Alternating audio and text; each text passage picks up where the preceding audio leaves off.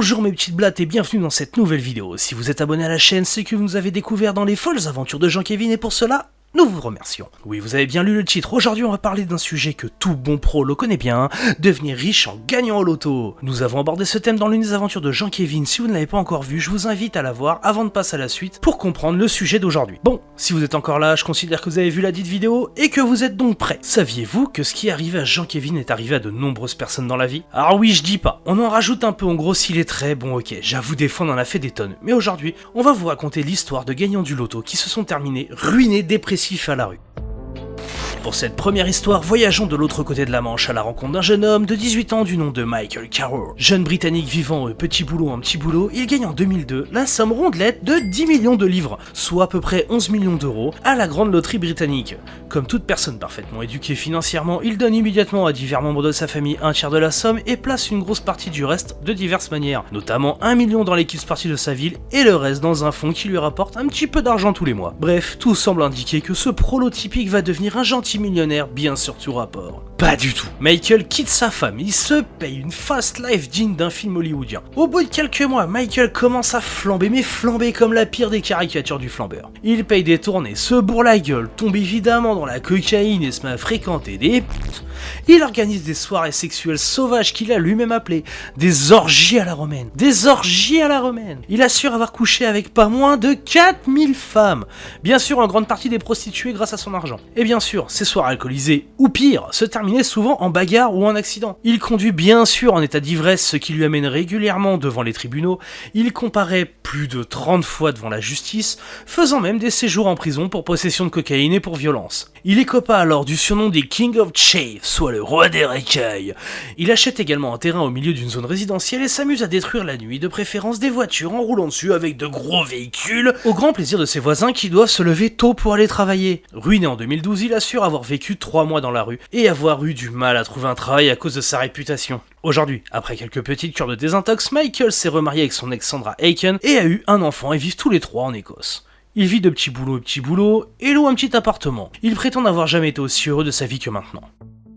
Whittaker est américain, il est patron d'une petite entreprise de construction, mais à la différence de Michael, Jack, lui, il est déjà riche. Sa fortune personnelle est estimée à pas moins de 17 millions d'euros. En 2002, lui aussi gagne au loto, enfin plus précisément au Powerball, une loterie américaine rassemblant pas moins de 45 états, gagnée à la modique somme de 314,9 millions de dollars américains. À cette époque, il était le détenteur du plus gros gain jamais gagné. Je ne sais pas vous, mais moi à la place de Jack, j'aurais demandé des comptes à ma femme, car avec une telle chance, ça implique... Bref, pardon, continue. Il gagne la somme de 315 millions de dollars et a le choix entre des versements mensuels sur plusieurs années ou la moitié tout de suite. Il récupère donc la moitié tout de suite, donc après impôt il lui reste pas moins de 117 millions d'euros à dépenser. Je trouve que c'est déjà pas mal. Joueur régulier de Powerball, Whittaker avait déjà décidé de partager son magot avec des églises et sa famille lorsqu'il a réclamé son jackpot. C'est grâce à mon travail que je suis arrivé où je suis. C'est la première fois de ma vie que quelque chose me tombe du ciel, avait-il déclaré à l'époque. Désolé pour cet accent dégueulasse. Comme tous les anglo-saxons respectables, il crée également une fondation à son nom et injecte 23 millions pour construire 2 églises et aider les nécessiteux. Bref, tout va bien. Attendez la suite. Jack se mit à fréquenter les clubs de striptease. Après tout, pourquoi pas? Flamber là-bas, c'est pour lui comme dépenser son argent de poche et en plus ça relance l'économie locale. Jack prit tellement confiance en lui qu'il se vanta auprès de qui voulut l'écouter, qu'il avait plein d'argent dans sa voiture. Est-ce que j'ai besoin de vous faire un dessin? Non, je suppose que vous avez deviné. Il s'est fait dépouiller. Quand la police lui a demandé pourquoi il se promenait avec plus de 500 000 dollars en liquide, il répondit « Parce que je peux le faire. Alors si je peux le faire, pourquoi je devrais m'en priver ?» Jack aura de nombreux autres ennuis. Une tentative d'enlèvement par exemple, bah oui, dû au fait qu'il de continuer de transporter de fortes sommes d'argent sur lui et en distribuer à tour de bras. Oui, Jack n'est pas le genre de type à apprendre de ses erreurs. On se souviendra de moi comme un cinglé qui a gagné au loto, avait-il déclaré. Je ne suis pas fier, j'aurais voulu qu'on se souvienne de moi comme d'une personne qui aidait beaucoup de gens. Mais ce n'est rien, Jack est ce qu'on appelle un gagnant maudit. Pourquoi? Voyez par vous-même. Sa femme l'a quitté. Un ami de sa petite fille toxicomane de 17 ans a été retrouvé morte dans sa propre maison en 2004. 3 mois plus tard, c'est le tour de sa petite fille de décéder. Sa fille Ginger Whittaker Bragg est aussi morte en 2009 à l'âge de 42 ans, après avoir bataillé des années contre le cancer. En 2016, c'est sa maison de Virginie qui est complètement détruite par les flammes. Il y a eu également des démêlés avec la justice. Outre ses interpellations pour conduite en état d'ébriété, il s'est retrouvé une fois devant le juge suite à une plainte de 3 employés de casino. La situation patrimoniale de Jack à son décès n'est pas publique. Il avait sûrement encore quelques millions de côté, je pense, mais on peut voir que c'est l'illustration parfaite du proverbe « l'argent ne fait pas le bonheur ». Pour notre dernière histoire, nous allons parler d'un cas qui aurait pu être moi il y a quelques années, qui aurait pu être vous ou quelqu'un de votre entourage, car comme on dit, la personne qui a vécu cette histoire préfère ne pas être citée dans la presse. Nous le nommerons donc... Je vous laisse deviner, Jean-Kévin. Cet homme a gagné en 2001 la coquette somme de 900 000 € loto. Vous voyez, cela aurait pu être vous comme moi. Jean-Kévin, homme parfaitement raisonnable, ne savait pas comment gérer cet argent. Il a décidé de tout placer, ou presque, et de garder son travail. Ce qui est, ma foi, la meilleure stratégie que nous ayons vue depuis le début. Seulement il est licencié au bout d'un an. Il ne s'inquiète pas trop avec le solide matelas que le loto lui a apporté. Il se laisse donc convaincre par son banquier d'investir de l'argent en bourse pour augmenter ses revenus et vivre de ses gains. Oui, là vous vous dites, c'est normal, le banquier c'est son travail, il va bien le conseiller, lui ouvrir un livret A, un PEL... Je ne comprends pas ce qui se cache avec ton histoire. Calme-toi, Titouan, on y arrive. Bref, je reprends. Pendant 3 ans, tout va bien. Il gagne un peu d'argent et retire ce dont il a besoin pour vivre. Seulement, il commence à mal s'en sortir et est vite dépassé. Jean-Kévin se laisse donc convaincre par le banquier de le laisser gérer ses comptes. Et pour résumer, et hop, y a plus rien. Lorsque le directeur d'agence quitte son poste et est remplacé, Jean-Kévin sera endetté de pas moins de 600 000 €.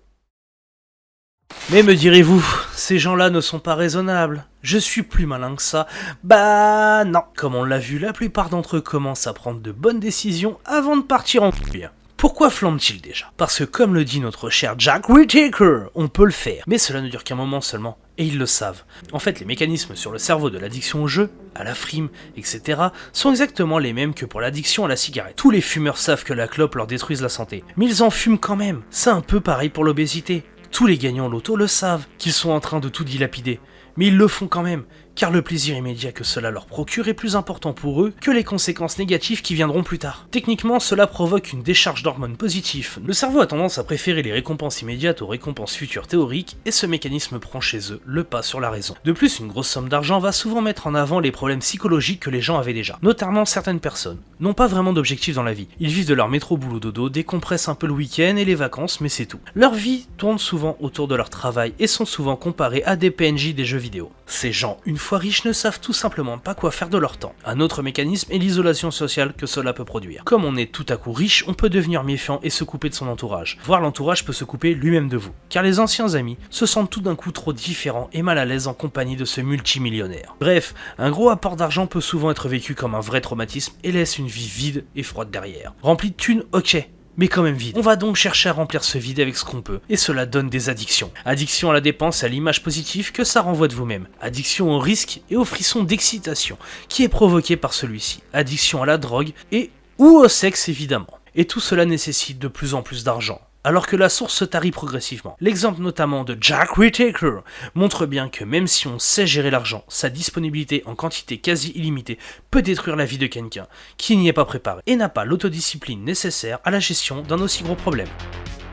Quand bien même un gagnant loto, ou à vrai dire toute autre personne qui passe subitement du stade de pauvre au stade de riche, arrive à ne pas plonger dans cet ensemble d'addictions qu'il peut s'acheter, tout n'est pas réglé pour autant. En effet, l'argent a un problème, ils font. Cette vidéo est tournée en 2023, année avec une inflation de l'ordre de 10%, dont je ne vous apprends sûrement pas grand chose. Mais même avec une période de stabilité, voire de croissance, l'argent va forcément finir par être consommé d'une manière ou d'une autre. La seule manière de l'éviter est de le gérer convenablement. Et cela impose une certaine culture, des connaissances et un certain entourage. En bref, si vous n'avez pas appris à être riche, il est fort probable que vous perdiez tout, soit en quelques mois, soit en quelques années, voire en quelques générations, mais à la fin, cet argent aura disparu. C'est ainsi que ce que les grandes familles appellent les nouveaux riches finissent souvent sur la paille. On peut par exemple parler de Nicolas Cage. Vous connaissez Nicolas Cage? Nicolas Cage est un acteur que tout le monde connaît bien sûr, et dont internet se moque souvent parce qu'il tourne dans des navets. Moi je suis pas d'accord, Ghost Rider il est trop bien. Désolé, celui-là n'était pas récupérable. Continuons. Savez-vous pourquoi? En effet, après un début de carrière où il jouait dans tout ce qui se présentait comme tout le monde, à un moment, Nicolas se met à jouer dans des grands succès. Puis être un peu plus exigeant, notamment en choisissant de jouer dans des films d'auteur. Devenu millionnaire, l'ensemble de ses gains de sa carrière d'acteur est estimé à pas moins de 150 millions d'euros. Nicolas n'avait aucune idée de comment gérer son argent et a confié cela à son agent, tout en dépensant une bonne partie. Plusieurs villas de luxe, un petit château britannique, une collection de voitures de luxe. En gros, il fallait qu'il montre que c'est lui qui avait les plus grosses. son manager lui ayant fait perdre selon lui près de 20 millions d'euros, il se retrouve endetté et doit vendre tous ses biens puis payer ses arriérés d'impôts. La vente de tous ses biens s'est généralement faite pour des valeurs moins importantes que leur valeur d'achat, ce qui n'arrange pas les affaires de notre acteur. Alors il prend des tout petits rôles qu'on lui propose, afin de travailler d'arrache-pied pour rembourser ses dettes. En 2022, il semble que sa situation personnelle se soit stabilisée, et il semble recommencer à tourner dans des films qu'il choisit lui-même. Du coup, Nicolas, si tu nous regardes, on peut te faire quelques coachings pour placer ton fric. Tu t'inscris dans le lien de description, il y a un petit Discord, t'inquiète pas, ça va bien se passer. Cette histoire illustre ce phénomène. Quand on gagne rapidement de l'argent, on se retrouve confronté aux problèmes de son entourage, qui compte parfois forcément en profiter. Et du manque d'indices pour savoir à qui confier sa gestion de ses biens. Alors que souvent les familles fortunées depuis plusieurs générations apprennent ça à leurs enfants dès le plus jeune âge, ce qui n'empêche pas certains de flamber parfois. Pour apprendre à vivre comme un riche, il faut être entouré de riches. Il ne suffit pas d'arriver avec un gros paquet de millions pour être accepté dans la haute société et bénéficier des réseaux financiers qui s'y rattachent. Les anciens riches ne fréquentent pas les nouveaux riches. Si cela est valable pour une célébrité mondiale, c'est aussi valable pour un gagnant du loto. Bon, je suis prévenu, donc je vais pas faire le con. Tu sur Jeanne Blatawan, laisse-moi encore une fois te prouver que tu as tort. Voilà ce que disent les gens normaux. Je veux partir en vacances permanentes, je veux donner de l'argent à mes proches, je veux m'acheter une belle maison, une belle voiture, ou tout mettre en banque. Mauvaise idée. Les vacances permanentes, ben tu crames tout, et à la fin tu ne peux même plus rebosser parce que tu as un gigantesque trou dans ton CV, et tu vas finir pauvre. Donner ton argent autour de toi, les gens vont s'habituer, et tout te piquer, et tu vas finir pauvre. Et eux aussi. Acheter une maison, tu vas acheter une maison trop chère pour toi, ne pas réussir à payer les charges, t'endetter, et je te laisse deviner, tu vas finir pauvre. Se faire plaisir avec une voiture de luxe, pareil, placé sur un livret A, un PEL, une assurance vie et tout ça, placement de merde, inflation, et hop, tu vas devenir pauvre. Cafard des brouillards, mon cul, vous êtes des cafards connes. En fait, vous me dites quoi que je fasse, je vais pas m'en sortir. Titouan, reste à ta place, laisse-moi t'expliquer. Si vous avez gagné au loto, c'est-à-dire touché plein d'argent d'un coup pour une raison ou pour une autre, au loto, aux courses, au poker, trucs illégaux et blanchiment d'argent, je ne juge personne. Coup de bol, la maison familiale dans un petit village est devenue une maison à 10 millions dans un quartier huppé en périphérie de métropole. Vous avez monté une boîte, ça cartonne, elle est rachetée par Elon Musk. Tu te maries avec une riche ou un riche, il meurt quelques années après et il te cède tout à toi et aux gosses. Ton oncle riche qui a miné toute sa vie de l'or ou du bitcoin, peu importe, te lègue tout. Pour toutes ces raisons-là, devenez gestionnaire de patrimoine professionnel. Apprenez à convertir votre stock financier, votre capital donc, en flux. Une rente, un salaire, un dividende. Investissez dans du produit productif. Pas ta maison, pas ta bagnole. Évidemment, ce n'est pas si simple. Les trucs rentables un temps perdent avec le temps. Tu dois faire confiance à tout un tas de gens dont tu ne maîtrises pas le comportement. Si c'est spéculatif, c'est rentable que parce que tu voles quelqu'un, etc. Pas en or, ça c'est un placement. Vous pouvez le faire un peu, mais sur le principe, vous y toucherez plus jamais. La bourse, pourquoi pas? Mais utilisez la bourse comme plateforme pour faire de l'investissement productif. Vous investissez dans des outils, donc des entreprises, qui génèrent de l'activité et de la croissance, et donc vous donnent de l'argent à la fin. Ne pas acheter à X pour revendre à Y, parce que l'État a distribué des billets. Ça peut marcher à court terme, mais sur le long terme, vous y perdrez. Il n'y a que le casino qui gagne. Faire le même genre de truc, mais hors bourse. Adhérez au club d'investisseurs du coin, qui vous aidera, ou investir dans la boîte d'un pote, d'un voisin, ou autre en fonction du sérieux. Évidemment, si vous faites de la merde, vous allez finir pauvre. Donc, attention. Voilà mes petites blagues, cette vidéo touche à sa fin. Si tu veux en apprendre plus, je t'invite à rejoindre le Discord en description et à venir discuter avec nous. Tu sais quoi, c'est gratuit, et oui, il existe encore des trucs gratuits en 2023. Et surtout, n'oubliez pas, seuls les blades survivront à tout.